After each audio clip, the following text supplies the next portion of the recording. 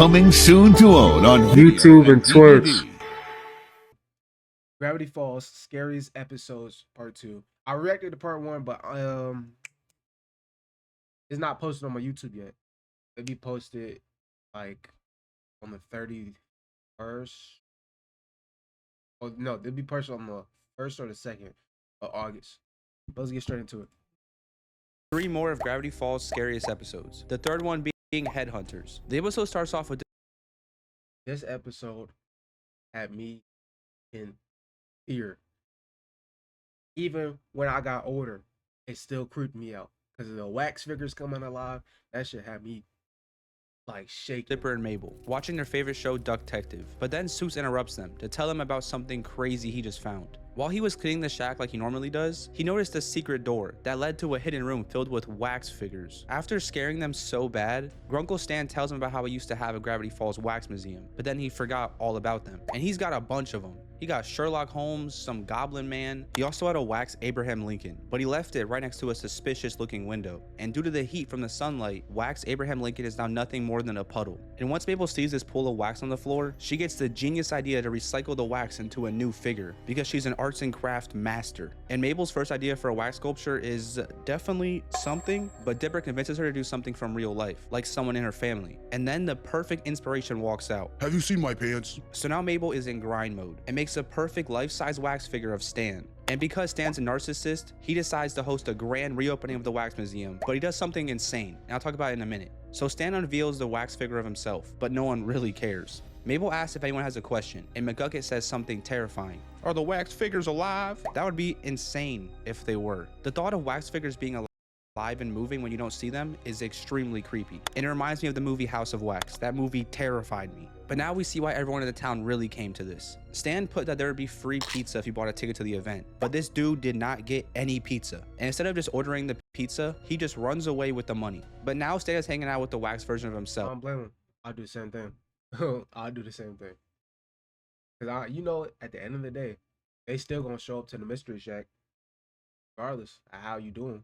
It's still gonna show up. And then he goes to the bathroom. But in the few minutes Stan was on the toilet, Wax Stan was murdered, straight up decapitated, and there's no sign of his head. And they literally call the police over, but they just write off the case as unsolvable. Dipper offers to help, but the cops just make fun of him. So Dipper now locks in and is gonna try hard on this case. So he sets up a whole suspect board. And this episode takes a murder mystery turn. The only clues that they find are an axe and footprints with a hole in one of the shoes. At first they suspect it's the lumberjack, but it turns out the murder weapon is a left-handed axe and he's right-handed. So now they decide to go through the entire town and see who's left-handed. And the last person they had to check off is Toby. They pull up with the cops, sure that it was Toby because of the hole in his shoe and the fact that he's a lefty. But he was doing some other stuff at 10 p.m. last night, so it definitely wasn't Toby. And to make things even worse, there's no fingerprints on the axe at all, so they can't do anything with it. And now Stan's having a funeral for his wax replica, but him and Seuss run out of the room crying. Dipper thinks back on everything about the case, and he notices Stan's shoe has a hole in it. But wait, what has holes in their shoes and no fingerprints? The murderers are the wax figures, and the wax figures literally come to life. This scene right here, this was the scene that scared me. When I was little, oh my god. I was scared to death. And even pull out the decapitated head of Wax Stan. They now explain that they're cursed to come to life whenever the moon is waxing, and that they came from a haunted garage sale. You see, for a while, the Gravity Falls Wax Museum was a hit, but it stopped making money, and he locked them up in a room and forgot all about them. They've been stuck in this room for 10 whole years, waiting to get their revenge on Stan. And the wax figures were literally trying to kill Stan, but since he was in the bathroom, they accidentally got the wax figure instead. God. That's insane. Stan literally almost died. The wax figures are now planning to kill Dipper and Mabel since they know their secret. And this scene of their eyes rolling back to their head is just terrifying. Dipper and Mabel are backed into a corner when they realize they could just use hot melty things to melt the wax figures. So they grab 2 fake candles and try to fend off the wax figures. And what's even weirder is not only are the wax figures cursed to be alive, but they feel actual pain. I can't even imagine what it feels like to just melt. That's probably one of the worst ways to go. Wax Sherlock Holmes pulls out a sword on Dipper, and they have an epic sword battle. The sword battle goes all the way up to the roof. Sherlock kicks Dipper right in the chest and is literally about to kill him, but he starts melting when the sun comes up, which is so lucky. Literally, Dipper and Stan almost died in this episode. And also, this scene of Sherlock melting is actually terrifying. I'm honestly sorry if this is in your nightmares tonight. And the fact that he says, The cops are right. You're adorable. that means these wax figures have literally heard everything going on in the house for the last 10 years, just waiting in this dark, secluded room to murder Stan. And what's even crazier is these kids literally spent the entire night killing his wax figures, and Stan sees all the damage and asks them what happened, but he's more happy about the fact that they found his wax head. Then the episode ends on a creepy note, because the wax head of Larry King is still alive, living in the vents, just listening and watching. This episode was insanely creepy to me. One thing that doesn't make sense to me though, is if they came to life at night, how come it never just broke through the window? The one that caused Abe Lincoln to melt. Not only that, but if it's Question though. That's a great question. And if they were able to wield axes, why they didn't never just break down the door, if not the window? Because obviously they were strong enough to try to kill. Why not try to break the window? These are great questions. Hold on. dude didn't go to the bathroom at 10 p.m., he literally would have been dead. That's some insane luck. The fact that these wax figures weren't even evil at all and actually were pretty happy with their life until Stan locked them away kind of makes me feel bad for them. And I can understand why they want the revenge. And honestly, that's some great writing. To make me feel bad for people trying to kill my favorite characters is amazing. And also the fact that they made something so generic like wax figures being alive and made into this entertaining episode with amazing lore was just great. I love it. And also just watching the wax figures melt in agony was horrifying and made me really uncomfortable. The second scariest episode is Summerween. The episode starts off, Oh my god. No, this gotta be scariest episode. I tell you, bro, Halloween came around when I was like 8 years old. And I seen this for like almost every Halloween. I seen this episode. That monster used to freak me out.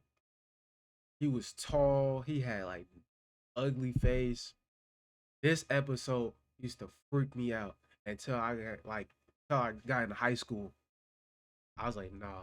Yeah, this is probably the scariest, in my opinion, this is the scariest episode of all time. with Stan, explaining the Gravity Falls tradition of Summerween. You see, the people of Gravity Falls love Halloween so much, they celebrate it twice a year, which is honestly kind of sick. I wish this would actually happen, because I'd have so much fun. Imagine Universal twice a year, but turns out Summerween is literally that day though. So everybody does some last minute shopping, but Stan actually just steals a bunch of stuff while Dipper and Mabel prepare their costumes. Then Seuss tells them about an urban legend about something called a Summerween trickster who takes kids with no Summerween spirit, but the kids just forget about it. Wendy and Robbie come by because Wendy forgot her jacket, and they invite Dipper to a party. So now he doesn't know if he should go trick-or-treating or go to the party, which is honestly sad. Dipper missed out on so many things trying to impress Wendy, and then in the end, she didn't even like him.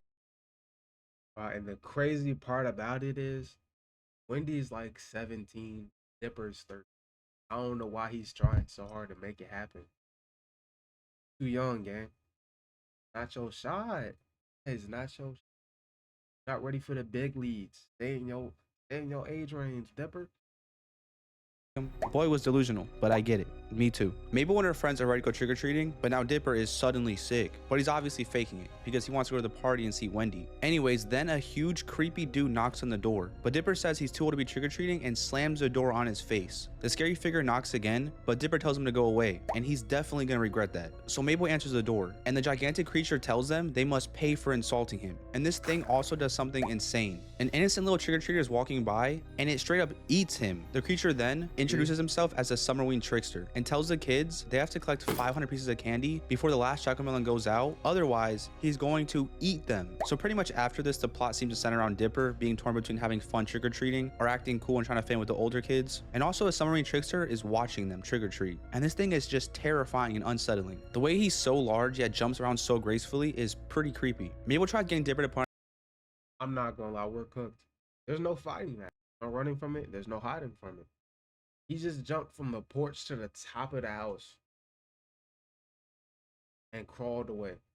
First off, he ate a kid just to show you he not playing. He did it for the love of the game. Little Timmy was just coming in to get some candy, and he ate him. His costume, but he still pretends to be sick, which causes them to get loser candy. So Dipper finally agrees to put on his costume, and they go through a huge montage and get a fat wheelbarrow full of candy until something terrible happens. Wendy just so happens to be driving by, and Dipper was so desperate to look cool that he threw his costume off and dumped all the candy behind a bush, and all the candy fell off the cliff into water just as the last chocolate melon is about to go out. And the trickster has been waiting, and he is not happy, and he starts to reveal his true form, and it's absolutely disgusting. He gets a lot bigger and even grows shows another set of arms. The monster chases the kids and manages to catch all of them when Seuss rams right into them with the truck. And he doesn't even know what he just hit. That wasn't like a regular pedestrian, was it? As they're driving away, all of the pieces of the monster form back together, and he I seen this, I was like, you're cooked. There's no beating this guy. Give him what he wants. jumps on top of the truck. The monster even makes Seuss crash his truck right into the Summerween Superstore, and everybody almost manages to escape too using disguises, but Seuss just can't help himself, and he pushes on a skeleton head so he'll tell a joke, and the monster eats Seuss, which makes everyone charge at it with a bunch of plastic Halloween weapons. Also, I never noticed this, but there's a symbol of Bill on Dipper's shield, which is interesting. The monster catches Dipper and Mabel and finally reveals just what he is. All of the old disgusting loser candy that no one eats. So all of the old disgusting loser candy that no one eats somehow accumulated into a monster seeking revenge. Since no one wanted to eat him, now he's gonna eat them. And look at his real face. But keep it a buck. Who busting down on, like, out of all your candy options, who's going to be the first one to bust down? The Tootsie Rolls, Toblerone. But what's a bad lollipop?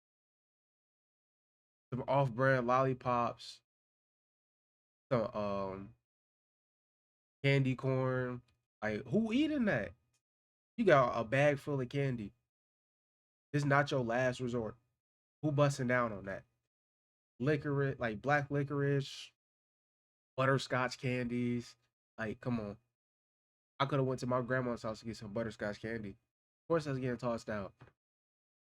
Awful, terrifying, but not as terrifying as the next scene. Seuss eats through the monster's stomach and emerges like a whole rat, and this makes the monster happy. All he ever wanted was for someone to eat him and enjoy him, so now he can die happy. Pause. I guess, but this whole scene is kind of uncomfortable. Also, a little kid from earlier is good, but he's definitely traumatized. Then the episode ends with everyone enjoying some candy and watching scary movies, and Dipper is learning to enjoy his childhood instead of trying to act cool for Wendy. But then Sue says something chilling. I ate a man alive tonight. This episode's whole atmosphere was just eerie and so creepy, but I really enjoyed the writing of it. The way the submarine trickster pranced around and stalked the kids was extremely disturbing, and the reveal of his true face was terrifying, and the end really started to feel hopeless, and I had no idea how Dipper and Mabel were going to defeat the trickster, which is awesome. I love endings that feel like they're impossible. And also, the scene of Seuss eating the trickster is horrifying in its own way. The fact that he's still conscious and crying while Seuss just continues to eat him alive is so insane to me. I also love Halloween specials for shows, and I feel like Gravity Falls nailed the vibes of Halloween and managed to keep the episode scary, even though the show takes place in the summertime, which I thought was pretty cool. So finally, the scariest Gravity Falls episode is Dreamscapers. The episode starts off with everyone laughing at a goofy commercial of Little Gideon and bonding over how much they hate him. In the commercial, Gideon says he's opening his telepathy right on top of the mystery shack. Gideon really wants to rise the mystery shack from Stan, and all of his attempts at breaking in never work. Kind of reminds me of Plankton, but Gideon, I'm not gonna lie, I don't really is now extremely dead. Oh, didn't mean on pause. I don't really think this is the scariest episode, like, of Gravity Falls. I think this is one of, like, more of the, like, not psychological, but in-depth episodes. A lot of foreshadowing. I didn't really find this one scary when I was younger. I'm basing it off when I was younger. I didn't really find this one scary. Desperate and has nowhere else to look, so he decides to use the powers of the journal to do something terrifying. Back at the shack, somehow a bag got into the kitchen, so Stan tells Dipper to deal with it, and Dipper is annoyed because Stan is always picking on him to do hard choices instead of Seuss or Mabel. Just outside the shack though, Gideon is setting up a whole demonic ritual, and his evil little boy laughter is so loud that Seuss and Mabel literally hear him, so they go to see what he's doing, and it's not good. This kid is so desperate to get the code to Stan's safe, he straight up summons a demon to invade Stan's mind. The demon's name is Bill Cipher, and he's a chaos demon that comes from another dimension, and he does something insanely horrifying. He rips out all of his deer teeth right out of his mouth and hands them to Gideon. So they make a deal, but it's not very clear what kind of deal it is, besides the fact that Bill's end is to give Gideon the deed to the mystery shack, or rather the memory of Stan entering the code to the safe. All Bill says in return is that Gideon has to help him with something he's been working on. For all he knows, Gideon could have signed away his body to a demon and has no idea. Seuss and Mabel run to the shack to tell Dipper what they just saw, and Dipper goes to check his journal. I also want to talk about how cool it is that we get to see the differences in the journals, since in Gideon's journal, Bill's name wasn't even written, but in Dipper's journal, it was very clear how threatening the author found Bill to be, stating him as the most because he had journal 2 and Dipper had journal 3, like, you know. So journal 2 would probably be like when he first saw him or encountered him, and journal 3 would be more like he'll have all the facts about him. Powerful creature he's ever come across. There's also a note in red that says, do not summon at all cost. But it's already too late because the demon goes right into Stan's mind. But it turns out you can actually follow the demon inside someone's brain by chanting some gibberish and touching their head, so that's pretty convenient. Just the fact that they're going inside Grunkle Stan's brain makes this episode pretty scary in itself. I don't even want to know what's in there. The inside of Stan's mind looks weird, to say the least. Everything is extremely distorted and in black and white. So I wonder if something's wrong with his mind or if this is how it's supposed to look. They instantly see Bill though, and he blasts a hole right through Dipper, but it doesn't hurt him for some reason. He just has a hole in him now. Bill tells him his plans to find the memory of Stan entering the code to his safe, and he tells him that he can read their minds, which is insanely creepy. He also brings Mabel's thinking to life, which are two guys from the cover of a movie she likes a lot. So Bill rushes into the shack where Stan's memories are, and the gang follow him. Next, they go through a montage of a bunch of Stan's memories, and Dipper wanders off when he sees a door labeled Dipper's Memories. He finds a memory of Seuss asking Stan why he's always so hard on Dipper, and Stan starts whispering, and Dipper hears Stan say that he's a weak loser and he wants to get rid of him. And he shuts the door, and obviously he's really sad about that. That's tough. Next, we see a memory labeled Top Secret, and it's this horrifying scene of Stan feeding his stomach and talking to it. Gross. So Seuss gives Mabel the idea to check under the rug, and that's right where they find the memory of Stan entering the safe code. But somehow, in this 10-second clip, Bill switched out with Seuss and took his appearance, and that allows him to steal the memory of the safe code. And Dipper, still butthurt, tells Mabel he's not going to help Stan get the deed back. So Mabel and Seuss chase after Bill on their own, and Bill's about to tell Gideon the code when Mabel shoots the memory right out of his hands, straight into a memory of the bottomless pit. But Gideon cuts off his deal with Bill and says he's going with plan B. As soon as he does this too, it seems like Bill loses his power and his physical form, which makes him extremely angry, and he starts to torture Seuss and Mabel, bringing their worst fears to life. Seuss's worst fear is some British dog man, and Mabel's is looking like this, I guess. Meanwhile, Dipper is trying to find the exit, but he runs into the same memory he did before. Only this time, he hears what Stan actually says. He says that because he was such a wimp when he was a kid, he wants to toughen Dipper up, so he's able to fight back, and he's even proud of him. And Dipper accidentally falls into the door, and the memory Stan fixes his hole up, and tells Dipper that because he's inside of his mind, he can do literally anything he can imagine. So Dipper hears Seuss and Mabel screaming, and he runs to help them. Bill kills Mabel's dream boys, and is about to blast them, when Dipper pops up to save them. He tells Seuss and Mabel that they can do anything, and they all work together to fight the mind demon. Eventually, Bill just gets tired of it and tells them he's gonna let them off the hook, and leaves them with an extremely creepy "I'll be watching" as he fades away. Not long after this, Stan wakes up, and it seems everything is good and the problem is solved. Or is it? Right after everyone wakes up, there's a rumble and then a giant explosion. Now we find out what Gideon's plan B was: dynamite. Gideon blew right through Stan's safe and now has the rights to the mystery shack and is now going to destroy it. And the episode ends on that brutal cliffhanger. Everything about this episode had such an unsettling vibe to it. It was extremely creepy. The fact that there's a demon that can travel through dimensions and show you your nightmares is extremely terrifying. Gravity Falls always hinted at the supernatural, but this is the first time we see anything of this scale. Not only does everyone go into Stan's brain, but they have to fight an ancient demon while doing so. I think the kids got extremely lucky that Gideon cut off his deal with Bill. Otherwise, who knows what would have happened. I think what makes Bill so scary too is that instead of just killing his victims, he likes to sit there and watch them suffer in whatever ways he can imagine. The scene of Bill giving Gideon the deer teeth was just disturbing. The awful cliffhanger of Gideon taking the deed to the house too really solidifies the horrifying atmosphere. Nothing is scarier than losing your house. This episode was also just amazing too. The story was great. We got to meet Bill, who was terrifying. We got some character development between Stan and Dipper, and we got to see his stomach scene, which just because of that, this is the scariest episode, 100%. But I don't know. I'm just watching TV, talking Gravity Falls, and talking Gravity Falls, the scariest episode of Gravity Falls. You know, that was Gravity Falls Scariest episode, part 2 episode. Thank you boys for watching. See you boys later. You don't own my soul. Get your hands off of me. Wanna rest my bones when I am free. You can't control my